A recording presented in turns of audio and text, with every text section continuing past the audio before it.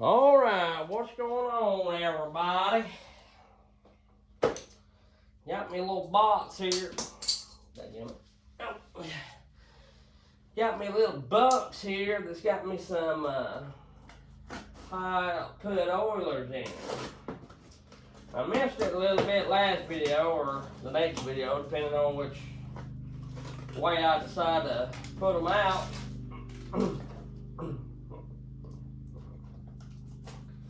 But I got this for the Briscoe Built 400C and this 461. Although with the 461, I'm a little concerned that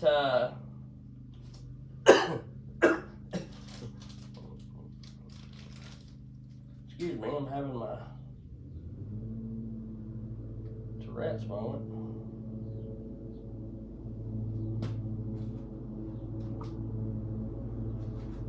Apparently,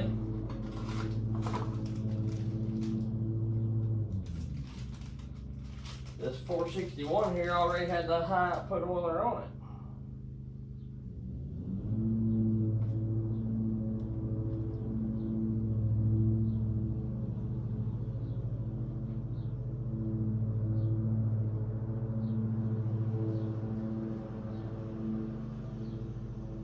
It's the same exact part number.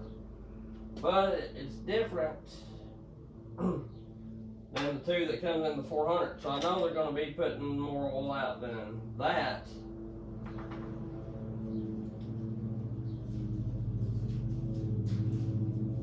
These are 1128, 1135, 647, 0460s that come out of the 400. And the ones that I got sent are 1128, 647, 0461As, which is the same thing I took out of this 461. But this thing had some heat in it, you know, when I first took it. So, and the rolling pin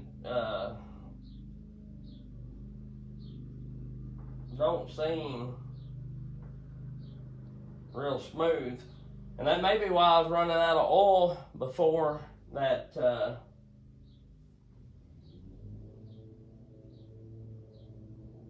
Before that I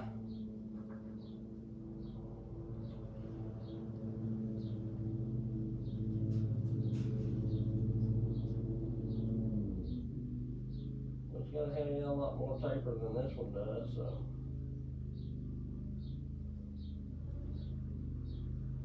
it's got to be a whole lot more. It's about 15,000. But anyway, maybe the reason why it was not on well. Also, the other thing could be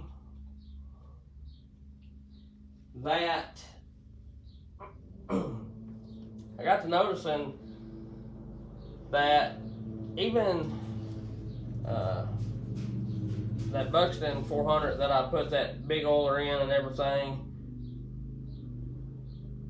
and I had it in my old 400 or one of my old 400s, whatever,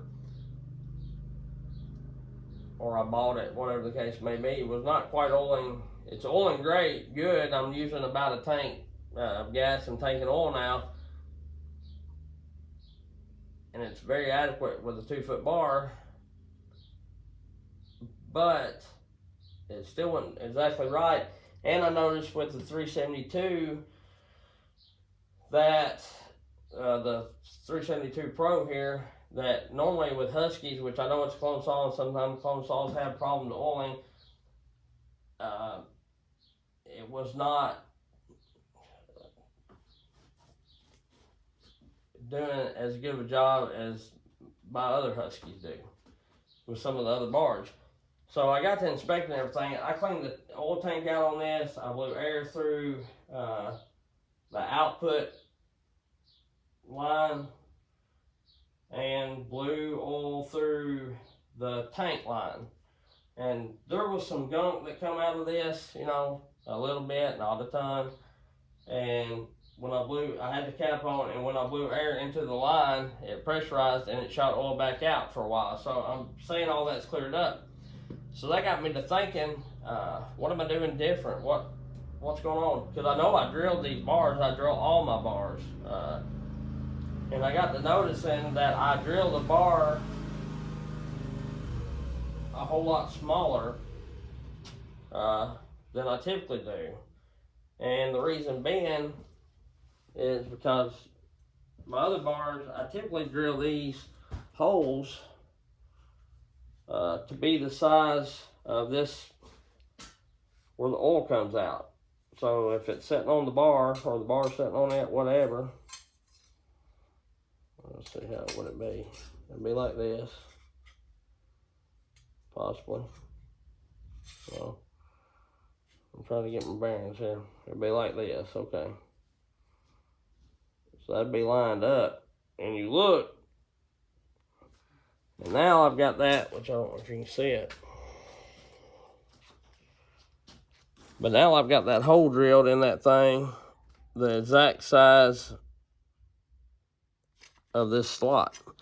And before, I only had it just a little bit bigger. And the reason I drill on that size is because on the Samara bars, which I've got it on, well, maybe I don't, let me see here. I don't know which one.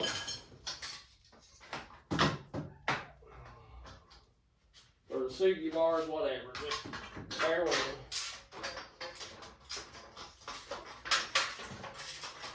We'll go that one. But you see this cheap bar here? This is a cheap bar. They come on one of my clone saws in the past. They've got the oiler hole that big from the factory. And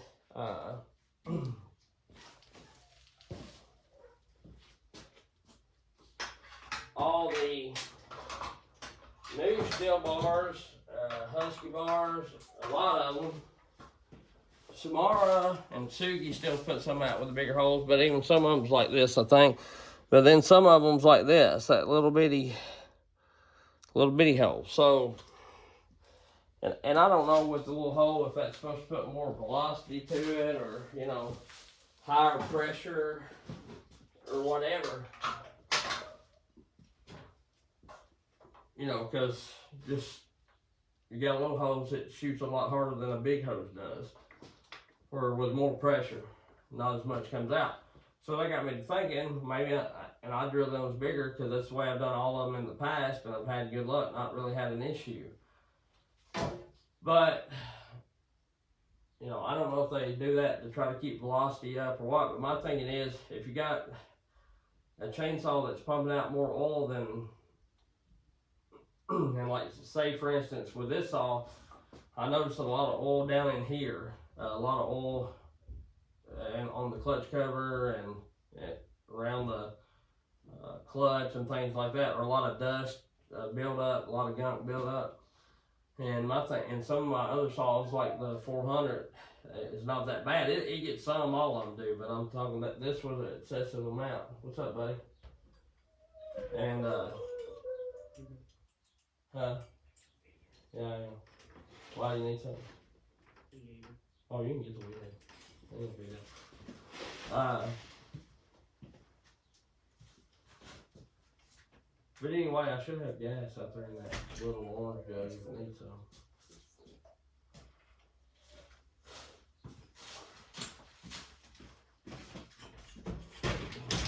But, like I was saying, if it's pumping a lot of oil, you know, where's that excess oil going if it can't get through the hole, you know? And plus, I like drilling them out and getting them a little higher on that rail. That Neotech bar is great about it. And I've showed it in the past, but it's up high enough that the chain driver is going to clear the chips out of the hole where the oil can keep flowing. And so I'm hoping with all these changes that I made that it gets a little better. And I may need to back this oiler down a little bit to where I'm not running out before I run out of gas. You know what I'm saying? That may be one of the issues, because I know it's pretty close, but like I'll make like 2 or 3 cuts, I feel like, and then I notice that it's a little dry or the chain stretching more, and then I'll stop. Now that I know this, when I first done, I didn't know what was going on, but now that I know this, you know, I'll stop and I'll look at the gas and it's just running on fumes. to me, it should shut off at any time, but apparently this saw is one of those saws that will pick up every last drop. You know, some saws I got will start running out and it'll still have, you know, a Coke can worth of fuel left in it, and then some saws I get, they'll run it out till there's nothing but vapor. So anyway, I may have to back it down, but I'm hoping with me drilling these holes, it's fixing my oiling issue, because I even done it on the Buxton saw. You know, every bar that I had that's newer, I went back. I'd already drilled them once, but I went back and drilled them a little bigger, and the bit size I use is, I think it's like an eighth maybe or something. I'd have to look. Let me check real quick, because I'm sure somebody's gonna ask me for a length. I don't know how to do lengths or none of that bullshit that good. That's why I don't length nothing much. I learned how, I did it one time, and that's because it was easy. When I was doing some stuff for HIPAA, I went to their website and it automatically linked it up for me. I don't got the side. I can get my calipers and look at it.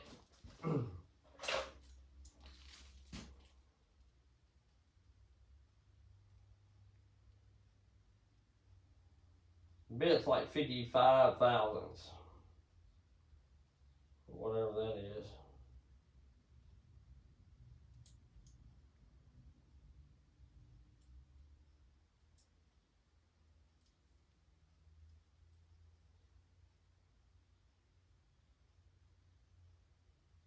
It's like 1, 2, 3 millimeters or something like that. I don't know the actual bit size. I wish I did, but I don't. So anyway, you can find it. Just take your bar plate. Now that I lost that, I won't be able to put it back on my saw because I've been talking and packing around. But just get your bar plate and find a bit that just fits in that, and you should be pretty well to go. Oh me. Anyway, we'll see how it goes. I've got a new place to cut firewood, so I'm hoping to get out there this weekend and cut some. They're calling for rain quite a bit this week, next week, and all that crap. You know, every time it gets to start freeing up, we're in drying up, we're going to do stuff, then it wants to rain again, which don't get me wrong, we need the rain and everything, but, you know, there's that bar stud plate. But, you know, just, it's a key thing. Just get it to where you can fit it in your bar plate, and I think that's just the handiest thing since sliced bread myself. I have better luck drilling them. Some people say you ruin them. I've even seen some people say they don't like it because it throws sawdust back in with the bigger holes, like from the factory. Like this guy was running a factory bar with a bigger hole. He didn't like it because it put sawdust back into the saw at the oiler port or whatever. And so I don't know, I've never had that problem. But he also may be cutting a lot more before he does any kind of taking off and wiping. Because when I take my bar off and put a new chain on or flip it or whatever I got to do, typically when I get done cutting for the day, I'll take and flip it. And I know everybody don't do that and everything. And sometimes I don't. Sometimes I'll run them forever. And then have a problem. Like a lot of them bars. Another reason why they may not have been oiling really well is because some of the bars I used for, 2 or 3 tanks and hung them back up there, got them off the saw, but I never cleaned the rails out. Well, all that sawdust, especially the ones where I was using that DGP oil, like this Neotech bar and all that, like I had to take a cleaning tool and kind of peck it to chisel that crap out of there. It had dried in there hard, so I don't even know how at one time that chain was stuck. Like I left it sitting on saw with that DGP, and it was stuck. I had to yank the chain out. It wouldn't even, it was like the chain brake was on. So that's why I don't like that DGP oil. That I don't think it does as good as what everybody claims it does. Yeah, say what you want, but maybe all right for cutting a couple cookies, but going out and actually working the saw when it gets hot and you got the saw hot and the bar and chain hot, multiple cuts, multiple tanks back to back, to me it's just not that good. But anyway, we'll see where this goes. I'm going to put these on. I'm sure everybody knows how to put an oiler on. And if anybody knows, I know there's 3 different oilers for like this model saw. There's of course the 1135 647 0460 and the 1128 647 0461. But what's the other one? Is this is the part number on the box, the 1128 640 3250. It's the part number for the high output oiler. And so I don't understand why it's got a different part number on this. So if somebody could give me a little more info. And also, I know Brian Two Bears, he has some great information about how to change out the oiler and just the parts, the cylinders and all this, where you're not spending as much money. I just opt to go ahead and buy the oiler instead of doing all that. And I figure these old oilers I will keep as a backup, or I may end up taking them apart and modifying them and selling them as a modified high output oiler. Kind of look at these.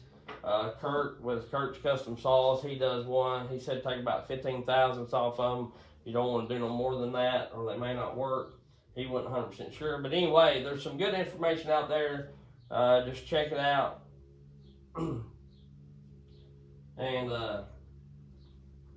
you can get your oiler upgraded. So that might have been the problem the whole time. Just the bar hole needed to be bigger, and the sawdust needed to be cleaned out of the bar. And I might have needed to even back it down a little bit just to keep that right. And one problem could have been also, the oiler that come out of this saw was complete toast. So that could have been a problem as well. But anyway, we'll catch y'all later. I appreciate you. And have a good one. I've kept y'all long enough. I've rambled long enough. Hell, I'm tired of hearing myself talk. Have a good one. If you ain't done so, like, subscribe, hit the bell, do all that kind of stuff. It don't cost nothing. You're already paying the bill if you're watching this, so might as well watch me. You may not like every video, but surely somewhere in there between my crappiest videos and some of my best, you will like something. Anyway, we'll catch y'all later. Have a good one.